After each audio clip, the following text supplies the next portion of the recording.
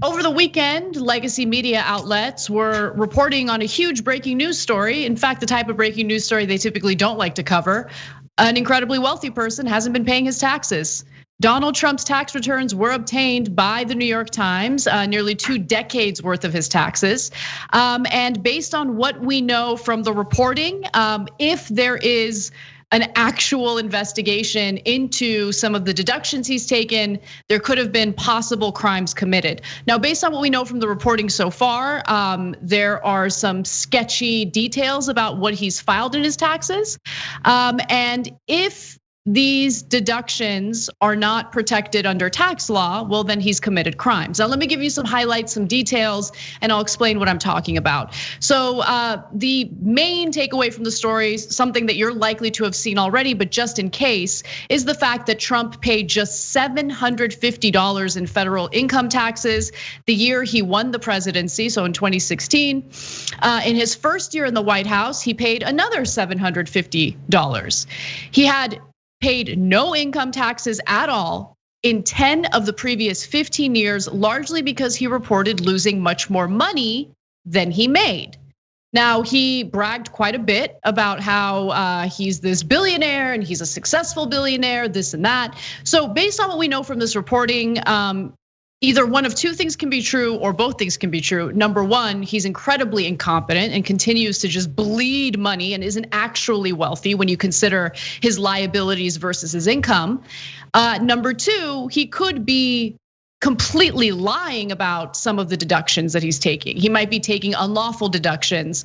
And if that's the case, he's breaking the law, he's committing tax crimes.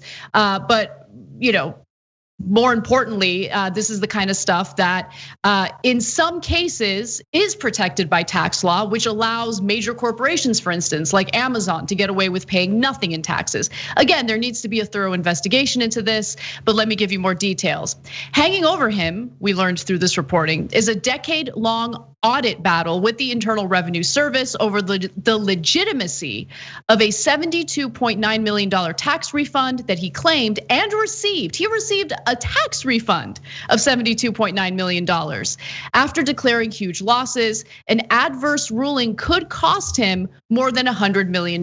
So we've all heard about the audit that Donald Trump is undergoing. He cited the audit as the reason for why he didn't want to release his taxes, even though there's no law preventing him from releasing his taxes, even if he's being audited. And so now through this reporting, we find out that he has this massive tax liability if this audit shows that he unlawfully declared these deductions. Cenk. Yeah, so first of all, understand that there's two different issues here. One is it okay to take deductions at all? And the answer to that is definitely.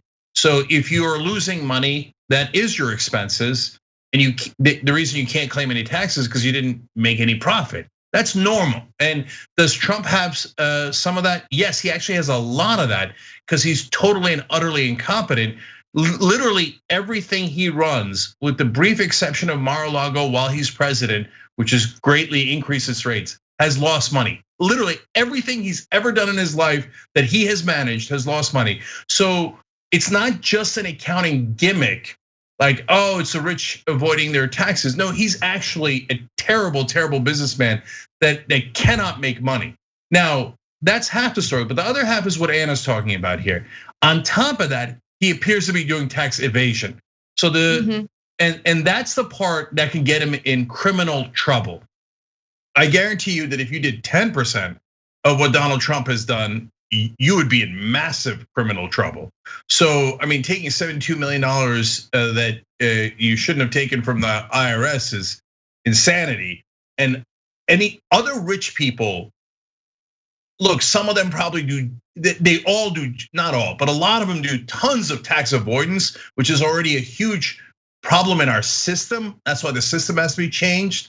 And honestly, even Democrats help them avoid taxes because they're their donors. But then there's tax evasion, which is a separate issue, which is a crime.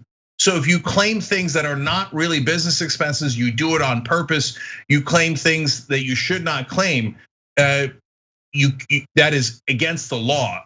And it appears that Donald Trump did that on a number of occasions. I also want to remind you all of some of Michael Cohen's testimony, because he did testify before Congress in February of 2019. And during that testimony, Cohen recalled Trump showing him a huge check from the US Treasury some years earlier and musing that he could not believe how stupid the government was for giving someone like him that much money back. Also, let me note that there seems to be some inconsistencies between his public disclosures and what he noted in his taxes. For instance, in 2018, Trump announced in his disclosure that he made at least $434.9 million. The tax records deliver a very different portrait of his bottom line, $47.4 million in losses. So that should be something that gets investigated and looked into. And one other thing that Michael Cohen said during his testimony before the House was what you're about to watch during AOC's line of questioning. Take a look. Mr. Cohen, I want to ask you about your assertion that the president may have improperly devalued his assets to avoid paying taxes. According to an August 21st, 2016 report by the Washington Post, while the president claimed in financial disclosure forms that Trump National Golf Club in Jupiter, Florida was worth more than $50 million, he had reported otherwise to local tax authorities that the course was worth, quote, no more than $5 million. Mr. Cohen, do you know whether this specific report is accurate? It's identical to what he did at Trump National Golf Club at Briarcliff Manor. Do you know, to your knowledge, was the president interested in reducing his local real estate bills, tax bills? Yes. And how did he do that? What you do is you deflate the value of the asset, and then you put in a request to the tax department for a deduction. During the same testimony, Michael Cohen also mentioned that Donald Trump likes to inflate his assets in order to tap into loans that he has no business qualifying for. So when it comes to these issues, there are, again, several different ways of looking at it. Number one, on the issue of if you can prove that he inflated his asset value to get loans and deflated their value for the IRS, clearly a crime. If you did it, guaranteed you'd go to prison, guaranteed. So we have a question: do we have a real justice system in America, or are the rich and powerful allowed to get away with everything? I mean, the guy is already paying $750 a year in taxes when he claims. Now, remember, his claim is he has $10 billion. A guy who has $10 million paying $750 in taxes. I mean, I would be shocked if you paid less. If you paid, less than $750. I mean, we almost all paid way more than $750, right? So there's that inequity, but of the justice system. But if the justice system was actually fair, there's no question that prosecutors would go after Donald Trump on those issues. Then there's a question of where are the loans coming from, and could that then create more problems? So we've got 3 different buckets here. One is unknown, and that's a very interesting bucket. So if you see his taxes, you don't necessarily see where the loans are coming from. That would be in other documents. And so people have a lot of questions, including Nancy Pelosi today said, what if it's a foreign government and our president owes hundreds of millions of dollars to a foreign government? Could they use that as leverage against them? It's a rare point that I agree with Nancy Pelosi on. And if you could ever use leverage on someone that cares about money, that would be Donald Trump. I mean, no one cares more about money. He says it over and over and over again. I don't want to hold it against him that he's so dead broken, so poor and poverty stricken. He might literally be homeless once he leaves the White House. But if they have leverage over him, that's fair. Second bucket is Ladder. It's a company that people use because they're a lender of last resort. So when you're a loser like Donald Trump and you've already declared bankruptcy 6 different times and nobody else will touch you because you're toxic, you go to Ladder and pay much higher rates because they're willing to do riskier things. But now the problem is he's president, right? Some of those loans are coming due as soon as he's out of office. We'll talk more about that later. But are they going to foreclose on the president? Are they going to evict him from the White House? No, the White House is not his and they can't evict him. But that's another set of problems for Donald Trump. But at least those are not legal problems, okay? Now you turn to Deutsche Bank. That's a third bucket. That's where a lot of his loans originate. And that is where things are super weird. So now look, I don't, and I'm saying this very, very literally, okay? I don't know that these are in any way connected, but a Deutsche Bank executive that had left a suicide note of, "I'm so sorry for all the terrible things I did at Deutsche Bank," basically, committed suicide in 2014. Trump was not yet president, but was clearly, him and Russian oligarchs and many others were Deutsche Bank clients at that time.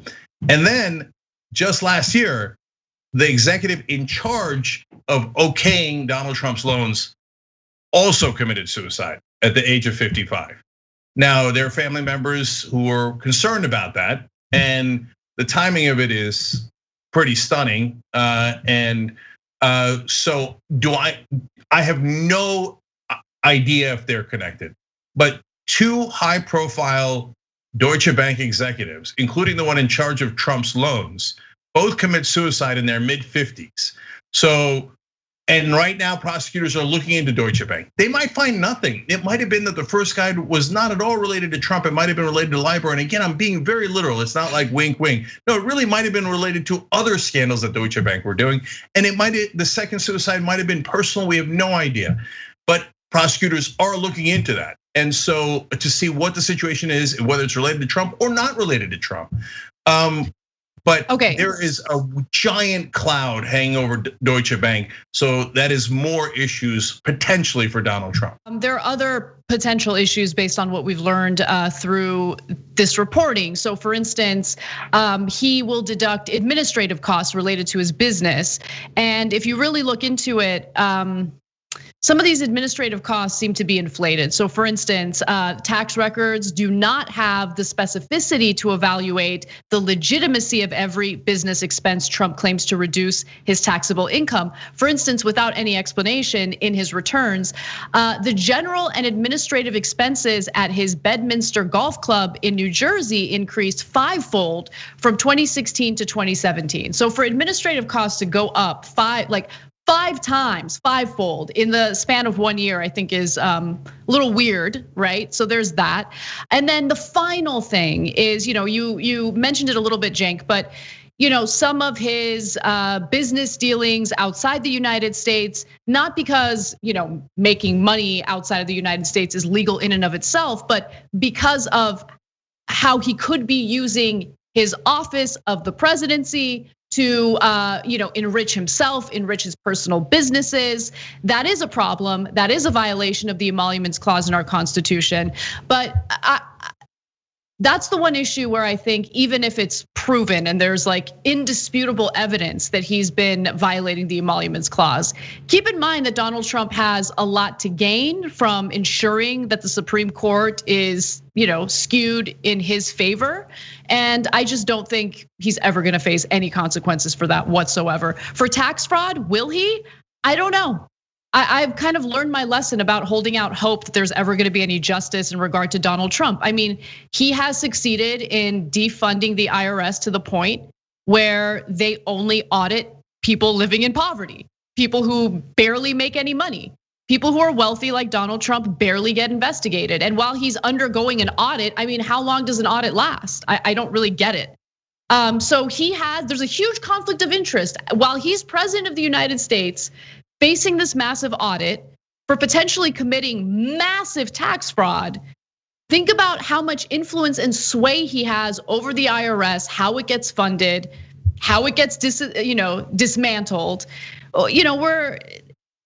I don't mean to be a downer. I just think if you guys think there's gonna be some consequence for him, just don't hold your breath. That's where I'm at with this story. No, I hear you, Anna. You have excellent reasons why. So number one, if he wins re-election, good night, Irene. Ain't nobody gonna come after him for emoluments clause. What the Democrats are? No, they're gonna hide in a cave for 4 years. They're gonna be so scared, and they'll have blown another election to him. No, he will get away with everything if he wins re-election. If he loses re-election, the first thing Joe Biden's gonna do is say, we look forward, not backward. I swear to God, I'll never go after Donald Trump, because that's how Democrats roll. So I know all of that. So I'm not holding my breath for any of that. But I'm gonna throw one more wild card, specifically about his foreign entanglements. Remember, a lot of those governments are not exactly good guys, okay? Whether it's Putin or Erdogan or Duterte. And so they gave him huge licensing fees. Now, some before he was president, some during his presidency. And licensing fees, as I've told you on the Young Turks before, are super easy to play around with because they're intangible value of his name. They're paying for his name. So they could make it really high, they could make it really low, or they could stop it altogether. They could threaten to stop it altogether if he doesn't play ball. So if those governments don't turn over any tapes and we don't have any tapes of Trump having very frank conversations about it, then he'll get away with it.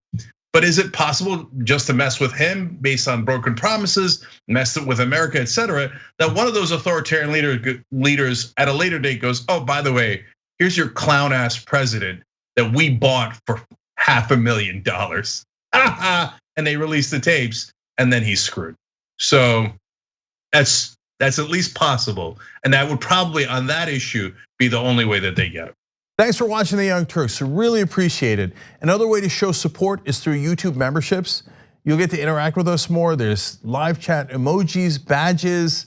You've got emojis of me, Anna, John, JR. So those are super fun. But you also get playback of our exclusive member-only shows and specials right after they air. So all of that, all you gotta do is click that join button right underneath the video. Thank you.